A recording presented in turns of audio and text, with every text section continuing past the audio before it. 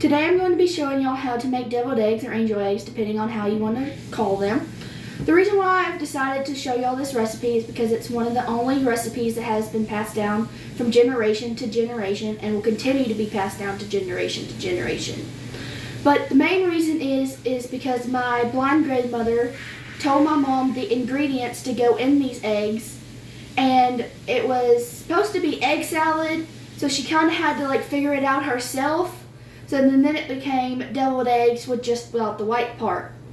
So today you're going to need a bowl, a pot depending on how many eggs you're going to make, a egg container with a lid. We have found that this is the best one to use because the lid goes on and twists and locks.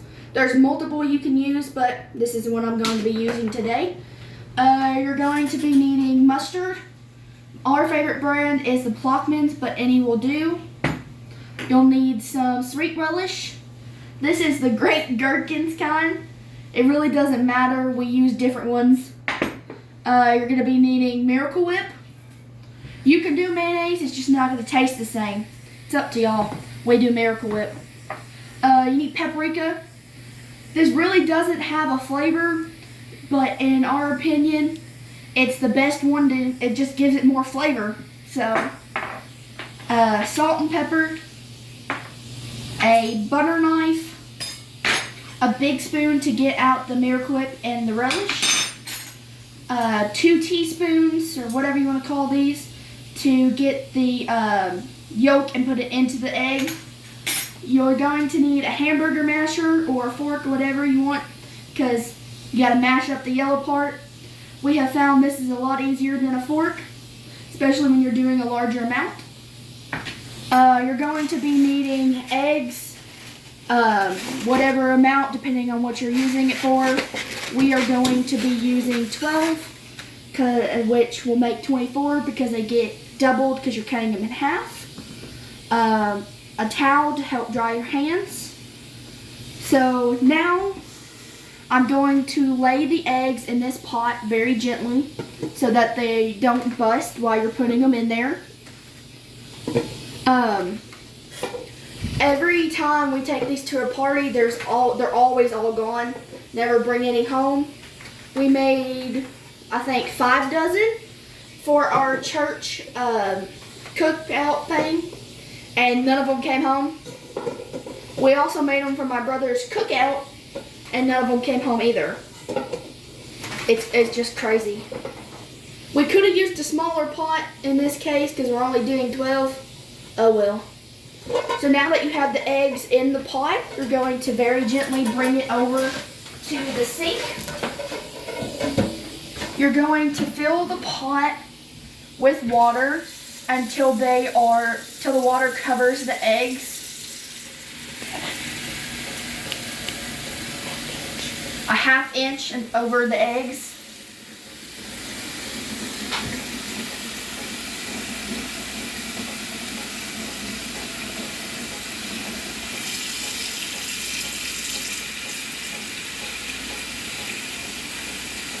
Okay. Now you're going to take this over to your stove. You're going to want to put it on the bigger burners. You're going to place them on high, and from the time you put them on, it will be about 30 minutes until they're done. Because you're going to want to let them boil so that the eggs, I guess, harden up, and the yolk will not be runny. Yeah. So we'll be back in 30 minutes. 30 minutes later, the eggs. Here we are 30 minutes later. The eggs are done. We're going to turn off the stove.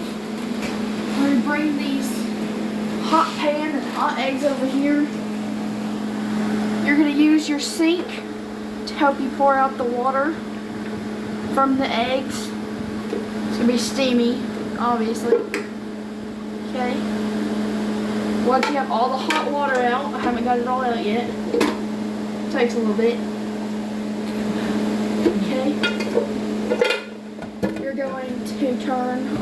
cold water. In the sink. You're gonna turn on cold water and put over the eggs. A 1/2 inch above the eggs again. And we'll fill it up.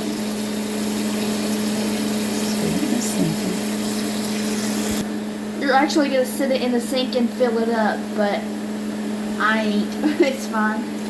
Okay. Now that you have the cold water in it, you're gonna bring it over. You're gonna put it in the sink. And then you're gonna get your ice, which I already have. And you're gonna put it in here. You already have cold water, but the eggs are so hot, it's gonna make the water hot, so you're gonna put ice in it. The ice, you're wanting the cold water to blanch the eggs so that it's easier to get under the membrane and peel them. So once the ice is melted, that's when you'll know that they're good and ready to peel. Now that the ice is melted, we're going to pour most of the water out, leaving 1 inch to 2 inches of water still in it, which will help get the shells off the egg and your fingers when you're peeling them, because you don't want the peels to be in the mixture. So without that much, you come over here to your counter. Okay, now that you're over here, I'm going to take the lid to my egg plate. I'm going to take an egg out of the water. We're going to hit it enough to crack the shell. So, crack it. I do this, or you can roll it around. I prefer to do this. It really doesn't matter. See, doing the ice water helps blanch it. If it doesn't peel this easily, you have to get under the membrane. So I'm going to peel it.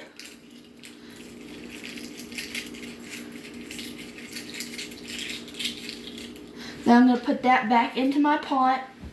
I'm going to rinse off this egg. See, it's a nice pearly white egg. I'm going to put it into my container. And then I'm going to show y'all one more time how to do it. So you're going to hit it hard enough to it to crack the shell. You can roll it, or you can do it how I'm doing it. Doesn't matter, you're just trying to get the shell off. So then you're going to get under the membrane, take the shell off. You put that back in the water.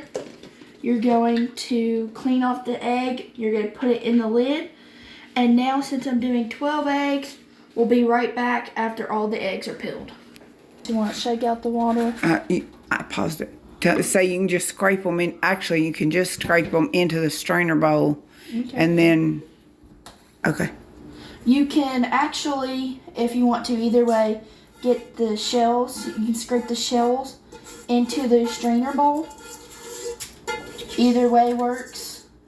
Over the years, my mom has learned that these simple tips and tricks to help make them, because every family holiday we make them. We make them for church. We make them for a lot of reasons, and learning these tips and tricks have come in really handy. And then you're going to bring them over to the trash can and dump them out, making sure you get all the shells out of the strainer bowl. And you're going to put it into your dishwater. Okay, now that that's done, you've washed your hands. I've already washed mine from the beginning of the process. You're going to take your egg. What? Okay, so you're going to take your egg. You're going to cut it in half. We cut it long ways. You can cut it like this. We've just found cutting it long ways works a lot better. So you're going to cut it in half. And then you're going to put it into your egg dish. And then once you have them all cut, you're going to take the yolk and put them into this bowl. Now that we have cut all the eggs in half, before I put the yolks into the bowl, I will say that it doesn't matter what the eggs look like, because sometimes your eggs are not going to peel perfectly, or you're not going to be able to cut them in half correctly. Especially my one sister, every time she cuts them, she makes them into quail eggs. So now you're going to take your eggs, you're going to pop out your yolks. Sometimes they don't pop out that easy. You might have to use a butter knife or whatever you have. Or simply just do that without tearing your egg. If you accidentally tear the white part of the egg, it doesn't matter. When you put the filling in it, it's gonna kind of like seal it back together like paste. We'll be right back after we put all the yolk into the bowl. Now that the yolks are all in the bowl, you're going to take the meat smasher and smash the yolks up until they look like a gritty mashed potato. I know that sounds really gross, but it's the only way I could describe how it looks like when they're all mushed up. If you're looking for something to do together with your family for the holidays, because you're getting ready for Christmas or whatever, this is a great way to spend time with them, because all of you can peel them. You all can help fill the eggs once the mixture's mixed up. It's just a great way that you can spend with your family if you want to spend time with them and involve them with the cooking, especially when you got all of a big family and you gotta cook a dozen things because everybody likes something different, which is my family. Except for these, everybody loves these. Like I said before, you can bring these to any event and they will be gone no matter how many you make.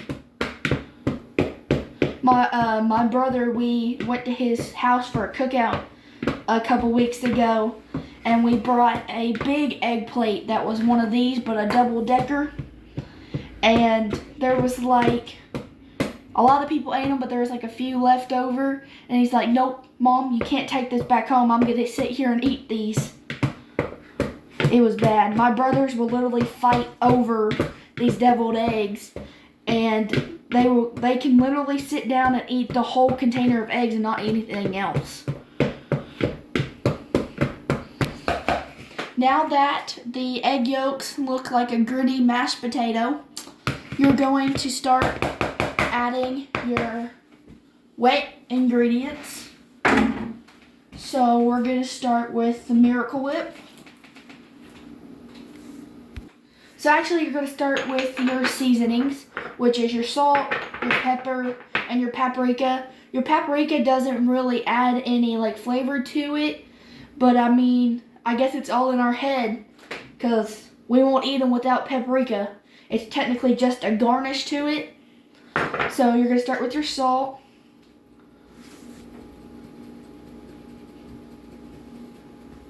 Okay, now you're going to do your pepper. You just want to do this till taste.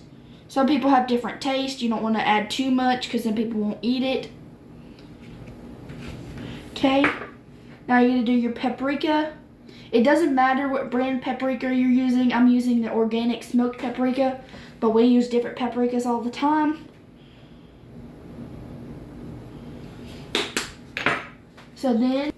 And then later you're going to sprinkle more of your paprika on top of the eggs for the garnish.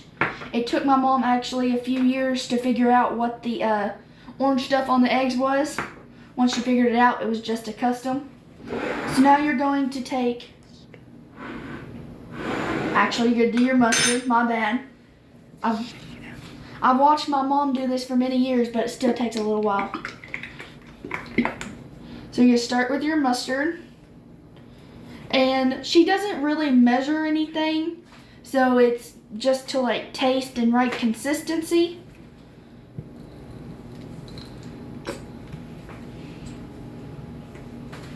Which she's also behind the camera helping me do the right stuff. Now you're going to do your sweet relish. Some people actually like to make it with dill relish, but our preference is sweet relish. And this is actually the only way that I eat relish. So you take a spoonful of relish. You kind of get the relish off the spoon. So you're going to rinse off your spoon because you don't want to put relish in your Miracle Whip. Kind of dry it off a little bit. Now you're going to take your Miracle Whip and you're going to start out with a spoonful.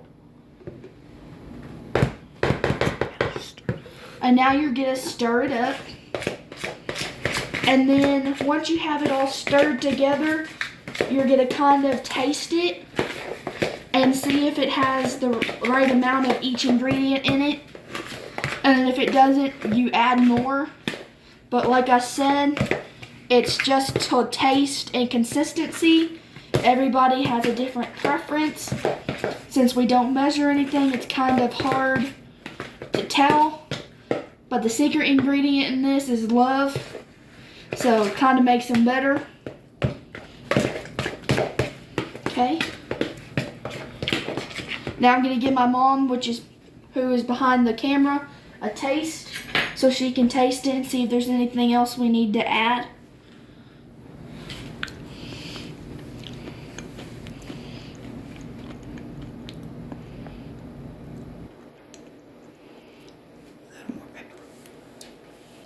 So she says we're going to add a little bit more pepper into it. Not too much. We don't want to make it too spicy or anything. We're going to stir it up again. And then she's going to taste it again, just with a different spoon.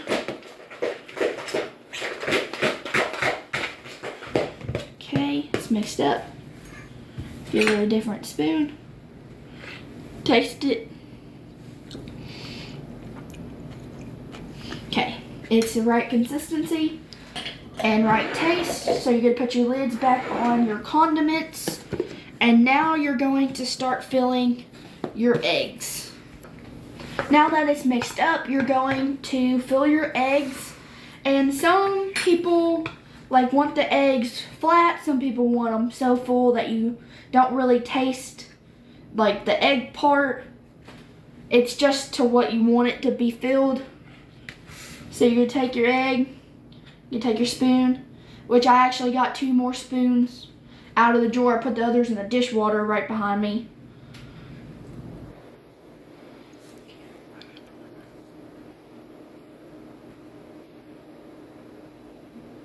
They don't have to be perfect. See, we actually fill them different ways. So my mom will fill them one way, I'll fill them another way. It doesn't really matter. You just gotta make sure you have enough for every egg that you're doing. And sometimes we actually have enough of the mixture left over that we give it to my nephew because he doesn't like the white part. He just wants the filling, which I find absolutely disgusting. But it's his preference.